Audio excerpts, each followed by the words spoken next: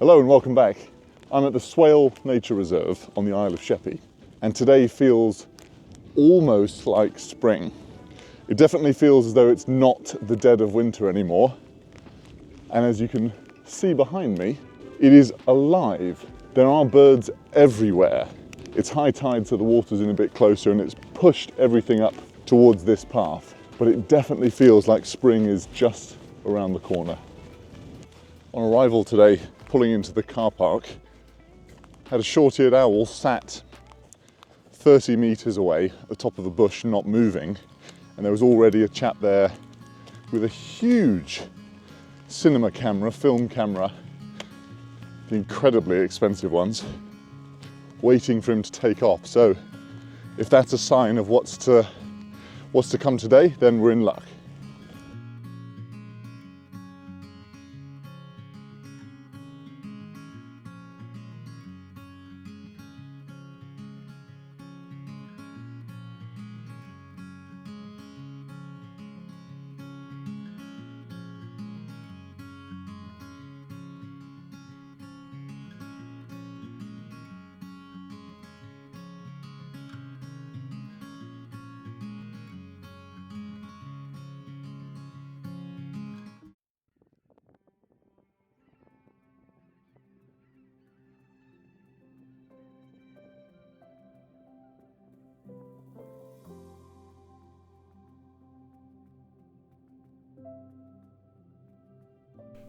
Have a look at this for a second. Here's a marsh harrier doing its thing. And it slows right down, drops its legs, and entices a male to come after it. I can only assume this is some spring pre-mating behaviour because neither one of them has food. And the female there was obviously just saying to the male, go on, come and follow me. If anyone knows what this was, leave a comment down below.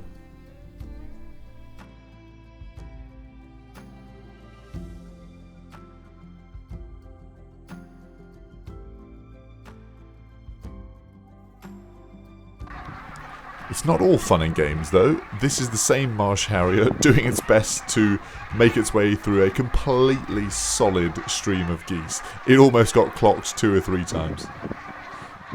So the Swale might sometimes seem like the places that wildlife people, me, bird watchers, these things you see on TV are so far away, so exotic, so interesting that they're really difficult to get to.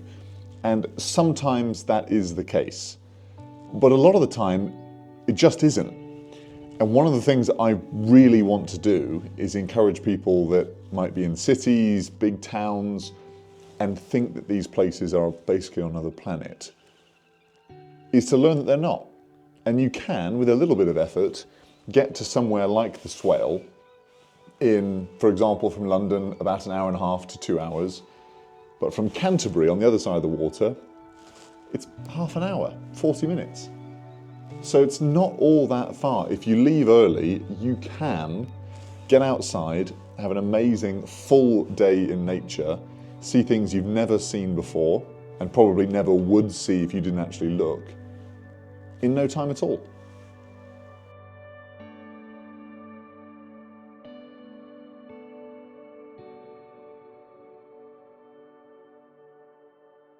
Just before heading home, I thought I'd pop down to the beach next to the car park. There are loads of oyster catchers and about 3.5 million geese. But somebody did say that there were a few red-throated divers. Yes, they were very far out, but they are here. So always worth a try, but I haven't actually got the camera on them yet. I can't see them yet. So I'm going to give it a few more minutes before this rain cloud arrives. If you can see that looks pretty intense. It's just very nice being here. It's very quiet, but it's a really interesting place. I can't really compare Shellness and the Swale to anywhere else that I've been in the UK. Yes, there are lots of sort of tidal nature reserves all along the coast, but It's a bit unique. It's quite difficult to describe why.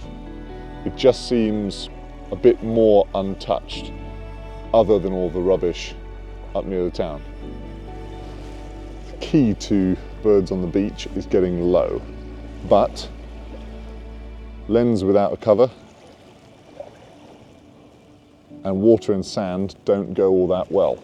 So I'm just getting as low as I can without risking it, because I have ruined a lens before on the beach, and a 500 f4 wasn't cheap, so it's probably worth it.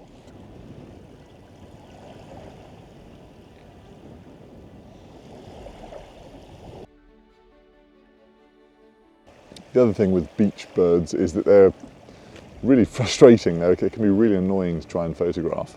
But if you go further down, then the direction that they're moving, and they tend to be a bit pack-minded and all go the same way, they'll often, as this oyster catcher is doing right now, they'll often just walk towards you. If you're there already, they're quite comfortable coming to you.